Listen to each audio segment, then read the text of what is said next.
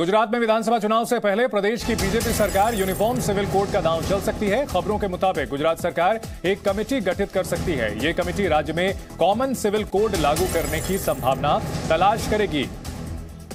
समान नागरिक संहिता, जो कि बीजेपी के चुनावी एजेंडे में है, और प्रदेश में भूपेंद्र सरकार इसको लेकर एक कमेटी का गठन कर सकती है। समान नागरिक संहिता की मांग लगातार करते रही है बीजेपी, और गुजरात में सिविल कोड लागू करने की तैयारी हो रही है। संवाददाता अश्विन पांडे इस बड़ी खबर पर हमारे साथ जुड़ गए हैं। अश्विन, यूनिफॉर्म सिविल कोड, जो कि बीजेपी का काफी पुराना चुनावी मुद्दा है, इस पर गुजरात में आगे बढ़ सकती है पार्टी, क्या कुछ तैयारी दिखती है?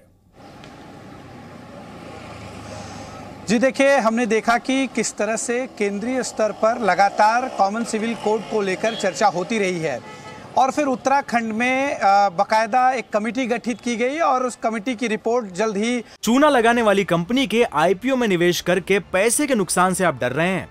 बेस्ट आईपीओ निवेश करना चाहते हैं?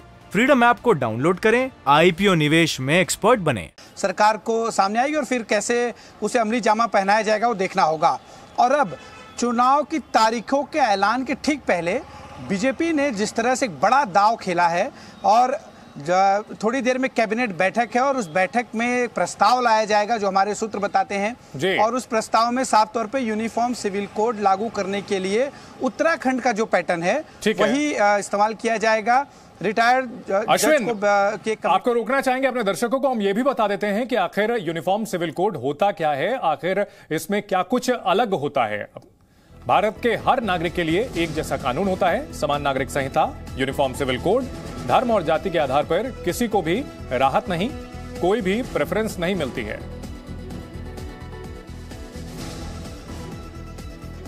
शादी तलाक के मामलों को लेकर के अलग कानून नहीं होता, सबके लिए एक कानून है। फिलहाल जो कि मुस्लिम समुदाय के लिए अलग कानून होता है, जायदाद के हिस्से में सभी धर्मों के लिए एक समान कानून होगा। अभी फिलहाल मुस्लिम पर्सनल लॉ जो कानून होता है वो लगता है जायदाद के सभी हिस्से सभी को एक जैसा मिलेगा। वहीं गोद लेने की प्रक्रिया में भी एक समान कानून होता है, समान नागरिक संहिता, यूनिफॉर्म सिविल कोड में। और इसको लेकर के राजनीति भी लंबे समय से होती रही है। इस मामले को लेकर लगातार बीजेपी निशाना साधती रही है विपक्षी पार्टियों पर, और अब इसी को लेकर अब गुजरात सरकार आगे बढ़ रही है।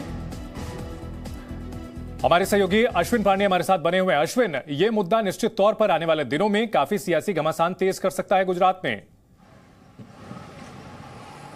जी बिल्कुल, देखिए एक तरह से राजनीति को एक अलग लेवल पर लेके जाने की कोशिश है, और आने वाले दिनों में और भी ऐसी कोशिशें हम गुजरात में देखेंगे। और जैसे चुनाव की तारीखों का ऐलान अगले 2-3 दिनों में हो जाएगा, तो उसके ठीक पहले एक आखिरी कैबिनेट बैठक ली जानी है, और उसमें ये प्रस्ताव लाकर यूनिफॉर्म सिविल कोड के लिए बाकायदा कमेटी गठित की जाएगी, जिसके जो राय यूनिफॉर्म सिविल कोड के लिए जो कमेटी बैठाई जाएगी उनकी जो राय होगी उसे कैसे अमली जामा पहनाया जाएगा वो एक चुनाव के नतीजे आने के बाद तय होंगे। चुनाव के नतीजे किस तरफ जाएंगे तो देखना दिलचस्प होगा, लेकिन चुनाव के नतीजे बीजेपी की तरफ आए उसे देखते हुए तरह से बिसात जो है बिछाई गई है।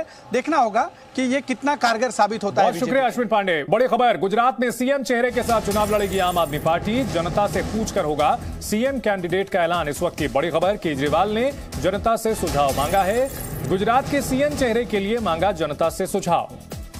पंजाब में इसी तरह जनता से सुझाव मांगा गया था, और उसके बाद भगवंत मान के नाम पर मोहर लगाई गई थी, और उसी तर्ज पर गुजरात में केजरीवाल ने जनता से सुझाव मांगा है। आम आदमी पार्टी, जो कि गुजरात के चुनाव में पूरी ताकत झोंक रही है, स्थानीय चुनाव में सूरत में आम आदमी पार्टी को अच्छी खासी कामयाबी मिली थी, और ऐसे में आम आदमी पार्टी पूरी शिद्दत के साथ गुजरात चुनाव में उतरी हुई है, और कमोबेश पंजाब मॉडल पर ही गुजरात चुनाव में भी लड़ाई लड़ रही है।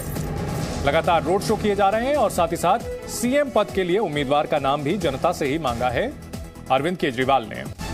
उसके पहले जब विजय रूपानी साहब को लाया गया था तो जनता से नहीं पूछा गया, अपने आप ही ये दिल्ली में बैठ के मुख्यमंत्री बदलते रहते हैं, दिल्ली में बैठ के अरे गुजरात के लोगों ने, हम लोग जनतंत्र में रहते हैं, जनतंत्र में जनता तय करती है कि मुख्यमंत्री कौन होगा। आपने जनता से तो पूछा ही नहीं कि विजय रूपानी मुख्यमंत्री बनेंगे 2016 में, और फिर 2021 में आपने पूछा ही नहीं कि विजय रूपानी जी को हटाएं कि ना हटाएं। आपने पूछा ही नहीं कि भूपेंद्र पटेल को हटाएं कि किसी और को बनाएं। हम जनता से पूछ के कहते हैं कि आप किसे मुख्यमंत्री बनाना चाहते हैं। आप लोगों को याद होगा जब पंजाब के चुनाव हुए थे, हमने जनता से पूछा था कि अगला मुख्यमंत्री कौन होना चाहिए, और बड़े भारी बहुमत से जनता ने भगवंत मान साहब का नाम लिया था कि भगवंत मान को हम मुख्यमंत्री देखना चाहते हैं, और जनता की इच्छा के अनुसार हमने भगवंत मान साहब का नाम अनाउंस किया था। अब पूरे गुजरात के अंदर माहौल ये बन चुका है कि आम आदमी पार्टी की सरकार आ रही है, बदलाव होने जा रहा है, आम आदमी पार्टी की सरकार आ रही है। तो आम आदमी पार्टी की सरकार अगर आ रही है तो जो भी हमारा सीएम कैंडिडेट होगा वो गुजरात का नेक्स्ट सीएम होगा। तो आज हम गुजरात की जनता से पूछना चाहते हैं कि आप बताइए कि गुजरात का अगला सीएम कौन होना चाहिए। चूना लगाने वाली कंपनी के आईपीओ में निवेश करके पैसे के नुकसान से आप डर रहे हैं? बेस्ट आईपीओ निवेश करना चाहते हैं? फ्रीडम ऐप को डाउनलोड करें, आईपीओ निवेश में एक्सपर्ट बने।